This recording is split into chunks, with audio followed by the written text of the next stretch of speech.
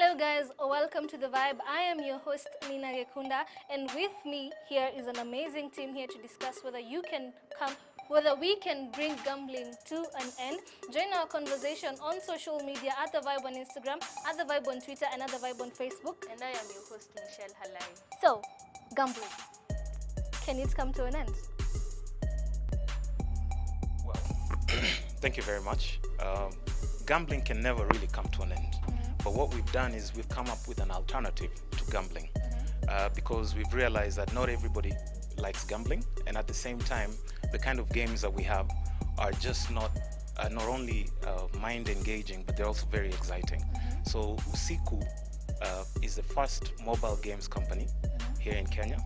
We're very different from gambling. Our games are mind-based.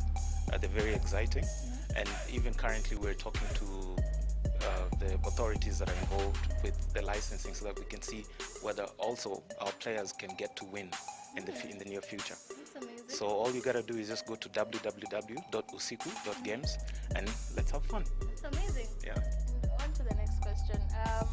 When I was just looking at your Usiku games, I was thinking about Usiku Sako. You know about Usiku Sako? Yeah. Yeah, so how did you come up with your name, Usiku? We're the opposite of Siku Sako. Yeah, but how did you come up with your name? Usiku Games? So Siku Games really came from the fact that when you go up country into the shags, that when the sun goes down, there's not much to do other than gambling, drinking, and making babies. And so we're trying to create a fun alternative to that, to give people something to do when they're idle, that is good for the country, good for themselves, and entertaining. Do you think that people gamble at night only? I don't think people gamble at night only, but I do think that the nighttime is a real idle time for a lot of people, especially if they've been at school or working during the day, and then they sit in the matatu for 2 hours in traffic on the way home, and then at nighttime, maybe they don't have DSTV, maybe they're not watching this program, and so they need something to do, and so we want to give them something fun. So you being a new platform, how sure are you that this is going to be the best alternative to gambling? 100% sure. What makes you 100% sure? Because we're the only platform that features African heroes in African environments with Kenyan challenges, so people can see themselves reflected in the games. And so you still get the fun, the dopamine hit that you would get from a SportPesa or even a Candy Crush or something like that, but that it feels more relevant and more relatable. So have you stepped foot into the Kenyan market yet? Like officially we are in the Kenyan market? Yes, so we're first of all our games are built in Kenya. They're all made in Kenya and hiring people. We're doing job creation in Kenya. But we actually did a soft launch this past month, and we now have 6 games live. Okoa Simba, Jamnoma, Mama Mboga, Age of Asante, and Turkana are the games that are live. And there'll be many, many more coming. When did you sit down and think, you know what, this is what you're supposed to do to stop gambling? Because it's not a remedy. It's actually an alternative to gambling. So when did you sit down as a group and decide, you know what, this is what you want, and we are going to start this website? Yeah, exactly right. It started a year ago. SportPesa was sort of at their peak at the time before the shutdown, where we said, there's 37 billion US dollars a year being spent on sports betting across sub-Saharan Africa, and most of those companies are owned by, in the case of SportPesa, Bulgarians or Malta and that sort of thing. And so that's $37 billion that's being sucked off the continent every year, which is the opposite direction of how money should be flowing at the moment. And so we said there has to be a better way, and so we decided to create it. And we spent a year building, and now we're just launching now. So from the 6 games that you've put out to the market, how is the response so far? People love it, yeah. Very positive. The response is very positive. And let me also add on to this. We're just not here for the gaming aspect only. We're in the negotiations with textbook companies, with schools, so that even the young people who get to play these games, all right, when they get to win, how that money is translated, they don't get physical cash, but they can get to have their school fees paid for. You can even get, say, lunch coupons. We're currently having negotiations with restaurants where if you win a game, you can even get a lunch coupon and go. So it's eliciting fun in the sense that you're just not playing a game, but you actually do stand to benefit. Something else that I'd like to add, which I think is very, very important, especially to the young people in this country, is that these games enhance your critical thinking skills. All right. So our games are just not played for the fun of it. You actually have to think hard. All right. You have to reason. You have to, before you make a move, before you make the next move, you have to critically think and think, is that the right move that I'm going to make? If I make that move, am I going to win? So in the long run, what you see is that critical part of your brain, the moment it's constantly being stimulated, it becomes very excited. And so you even realize that just doing simple tasks, moving forward, you actually think twice before you do something. And that in its sense helps you now progress and help you make better and smart choices.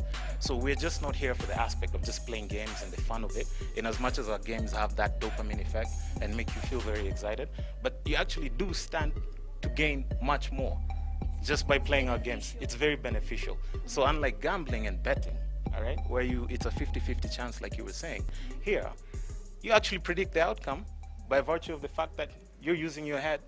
It's up to you. It's up to you, exactly. We have a game like one of our games is called Bita Boda Boda. I'm sure our viewers, if they go and play that game, they'll see it's a question with multiple choices. So it's just pretty much what you know and how much skill and how much you know out there. And the questions are pretty much range from movies to sports to just life questions and all that stuff. So they're very exciting. So let me understand this. It's not a game like Candy Crush where you just lose candy. Q&A. So first of all, it's not a game. There's many different games. We have at the moment 6, as I say, live, and there's many more to come. Some of them are trivia games. Some of them are based on your knowledge of Kenyan history and geography and that kind of thing. Other ones are puzzle games like Candy Crush. Yeah. There's a game that's similar to 2048, if you know that game, where you slide tiles, but you're using safari animals. That's what goes in. But so there's different games that appeal to different people that have different interests. There's more action games. There's more puzzle games. So there's a little bit of everything.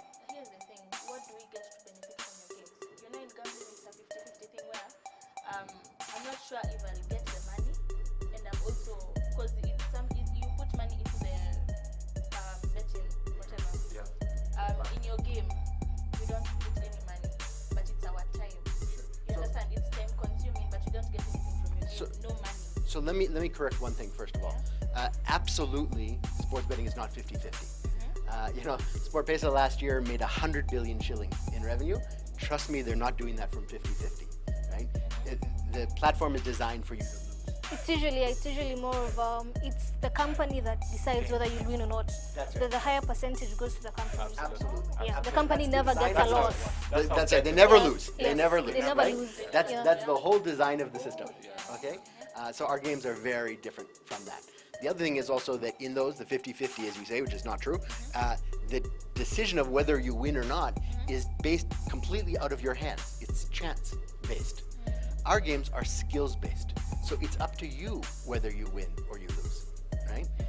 The second thing is the benefit to you is a few different things. One is, as Moses was mentioning, we're building in these education savings accounts. So when you do win and you get money coming back, that pays for your school fees or your kids' school fees. Or we have a partnership with Textbook Center, so you buy school books and computers and software.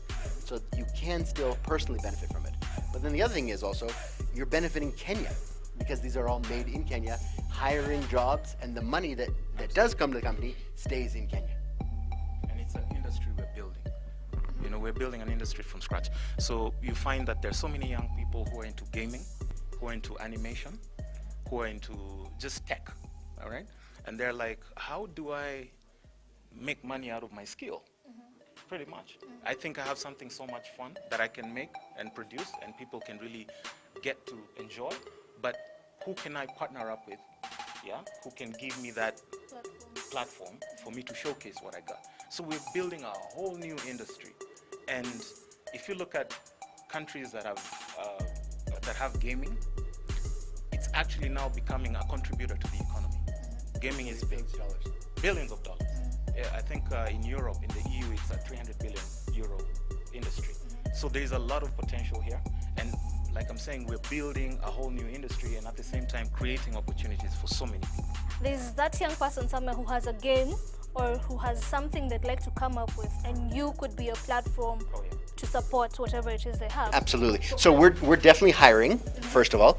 But the second thing is we've created what's called the Nairobi Game Development Center, which is the top 2 floors at Diamond Plaza, where we're inviting all other game studios from around Kenya to come and host in our environment. And we have a green screen studio and sound recording studio and all that they can use to take their ideas and turn them into commercial games. Future competitors of ours. But we want to foster the industry, and that's why we say we're building an industry, not just games. So you heard, if you have something you can come up with, or you've had a thought, you've had creative ideas of games that you would like out there in the public, this is a very good a group of people that you can join. So where do we get you? So you can either go to www.usiku.games if you want to play the games, and if you want to be a game developer, go to www.nairobigames.center.